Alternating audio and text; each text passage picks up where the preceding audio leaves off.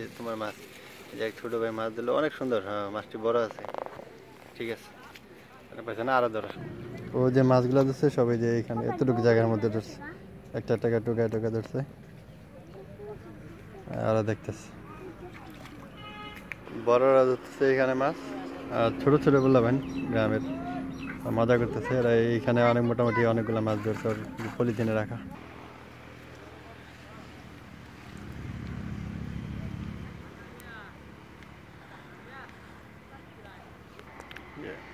ভালুকা গফরগাঁও, তারপর কিশোরগঞ্জ হাইওয়ে, ওইখানে ভালুকা, যে গফরগাঁও হয়ে এটা রোডটা কিশোরগঞ্জ গেছে, এই রোডটা।